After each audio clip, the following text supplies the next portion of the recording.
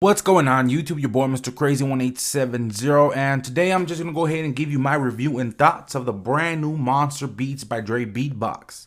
Now this will retail at $449.95 on Beats by Dre's website, but you could also go ahead and pick it up at your local Best Buy for $399.99. So let's go ahead and take a look at what they include in the box. Now in the box, of course, you'll get your BeatBox itself, you get your power cord, 2 feet for height adjustments, your remote control with a lithium battery, your iPod/iPhone adapter plates, and you also get your manual and warranty, followed with some other important documentation. So let's go ahead and take a closer look at the BeatBox itself. Here in the front, of course, you got a handle. We could go ahead and grab it from here and take it anywhere you want. Here you got your iPod and your iPhone dock. And in this corner, we have your volume control, where you're gonna go ahead and adjust the volume to whatever you want it. So you want to go ahead and add some more volume, simply turn it up to the add sign, and say if you want to go ahead and turn it down, you're going to want to go ahead and bring it down to the minus sign. Taking a look at the back of the BeatBox, you get your 3.5mm stereo mini jack output.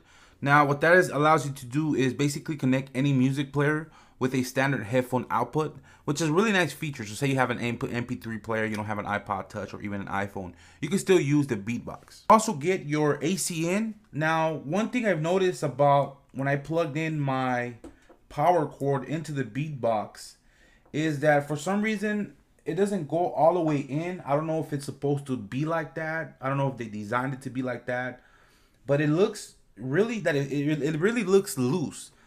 Say somebody, say you have this at a kickback, or you're having a little gathering at your house, or you have the BeatBox outside, or anywhere. If somebody trips over the cord, I think that it's most definitely going to be very easy for this to get pulled out of the BeatBox. Now I'm really not sure, if this is like this or if this is a defective unit, but I just want to go ahead and let you guys know that it does look like it does not go all the way in, sort of like halfway in there, but it still works. It still picks up juice, so I really didn't have problems with that. And last but not least, you get your wireless port. Now this is to be used with future use with Monster Streamcast, which is a wireless system. Now taking a look at the 2 rubber feet that they included in the box, you could go ahead and put them to the front, so it sort of gives it a small amount of a height to the front. We could also go ahead and hook them up to the back also, depending on the way you want it. It's pretty cool. I kind of wish they would have added, off sort of like 4 to have like all 4 sides, but in this case they only included 2, and that's just gonna allow you to either you want to go ahead and give it a little bit of height to the front or the back. Now taking a look at the iPhone and iPod adapters. Now they do include a variety, and I'm gonna go ahead and name a couple of the iDevices that the plates could be used for. The first one would be for the iPod Nano 4th and 5th generation, iPod Touch 2nd generation, iPod Classic 80 and 120, also the 160 gig, iPod with video 30 gig, and the iPhone 3G and the 3GS. Now they did not include one for the brand new iPod Touch 4G with the front-facing camera, and they did not include one with for the iPhone 4. I don't know why they didn't include it. That just, to me, it just sounds like not right. It's only obvious that they would include one for the brand new devices, which is the brand new iPod Touch 4G and the brand new iPhone 4. Now, one thing to note is that you really don't need a dock adapter if you have an iPhone 4 or even an Apple iPod Touch 4G in order for you to use the BeatBox. You go ahead and just dock it like that. Works really well. But it also really would have been nice if Monster would have provided you with, the iPhone 4 and the iPod Touch 4G dock adapters in the box. So I'm going to go ahead and show you how this works. Now here you got your power button. And say you want to go ahead and turn it on, simply just hit that power button. And you're going to see a red light there in the center.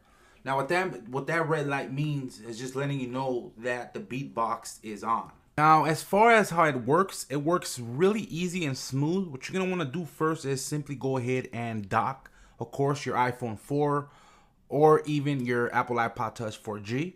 And once you dock it, you can go ahead and control everything manually.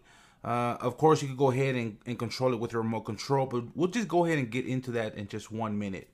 Now, once you dock your iPhone 4 or even your Apple iPod Touch 4G, you can go ahead and control everything manually. Of course, you could go ahead and go on your iPhone 4 and simply just choose what music to play, and you could go ahead and control it with the volume knob on the BeatBox. Now, the volume knob works really well. I personally prefer to use it with the volume knob than the remote control. We're going to be taking a look at how it works with the remote control that was provided in the box by Monster. Now, of course, the first step is going to be go ahead and dock your iPhone 4 or even your Apple iPod Touch 4G. And once you have it docked, you can go ahead and control everything from the remote control. Of course, you got your power. You also got a mute button. You can go ahead and put more volume, lower the volume down, of course, play and pause, forward, backward, and even skip tracks. Now, the remote control, I feel like, I kind of wish that, Monster would provided a way better quality of remote control. The remote control feels sort of cheap. The buttons, to me, are not too responsive. I would press a volume up and it would sort of lag. And to be quite honest with you, the remote control sort of got on my nerves sometimes. And, I think that the buttons with time, the remote control is going to break, from you pressing on volume or even just lowering the volume, even just using your remote control. With time, it's going to break.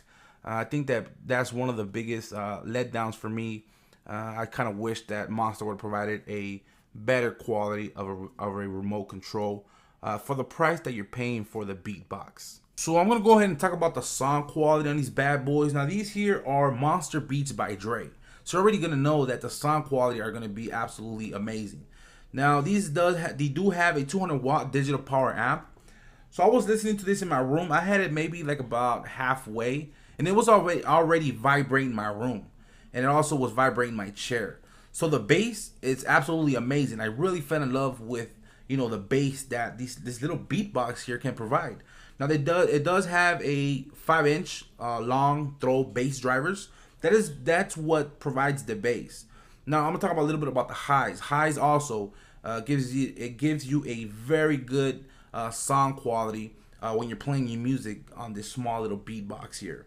It has 2-inch high frequency drivers, but overall the sound quality of this BeatBox here is absolutely amazing. I just fell in love.